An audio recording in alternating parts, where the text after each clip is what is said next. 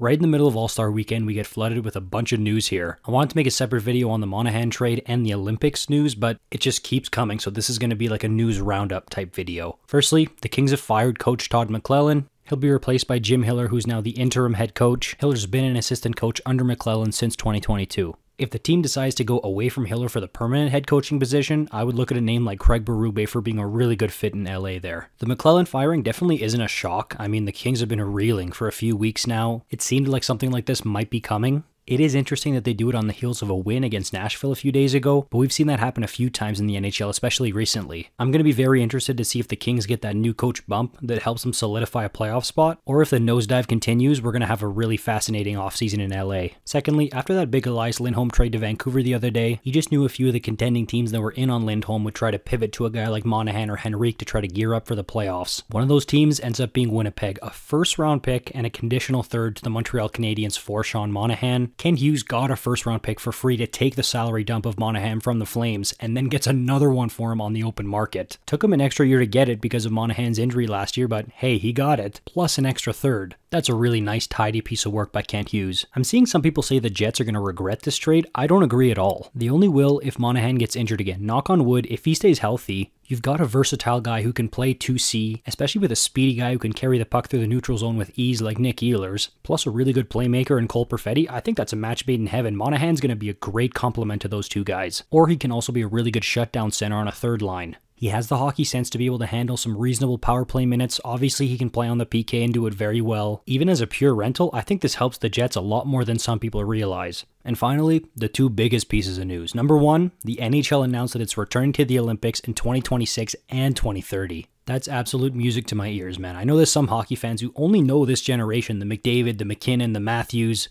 We haven't gotten to see a true best on best with this group of players. Not only can I not wait to see McDavid and McKinnon on the same team, or the Tkachuk brothers getting to play together like they're the Sedins, but the Cinderella stories too, like a Team Germany led by Leon Draisaitl, Tim Stützle, and Mo Seider. Count me in. Now if you can't wait for 2026, don't worry, you won't have to.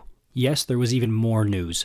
This time next year, instead of having Michael Bublé trying to do everything he can to liven up an all-star crowd, we're going to have a tournament called the Four Nations Face-Off. It'll be held over 9 days from February 12th to 20th instead of an all-star game, and it'll feature Canada, Sweden, Finland, and the US. Officially, the tournament's to be held in two, quote, yet-to-be-named cities in Canada and the US. As of right now, it's seeming like those two cities are going to be Montreal and Boston. Look, I've already seen it on social media, and I understand there's going to be some disappointment that it's only 4 countries competing in this. Personally, I'm happy we're getting this, and if you feel shorted by it, you're going to get the Olympics a year later. It almost seems like they want to do this to ensure they're going to get Crosby and McDavid to play for Team Canada together. I know they're both centermen, but please, even just for one shift, I want to see Jack Hughes and Austin Matthews play together. Like I said, this was a huge news day in the NHL. Let me know down below, what do you think about the Four Nations face-off, the Olympics, the Monahan trade, and the Todd McLellan firing? If you want to see more news roundup videos like this, let me know by liking the video and commenting that you want to see more like it so I know. If you're new here, we make hockey videos like this every single day. Consider subscribing. I'll see you in the next one. You're awesome.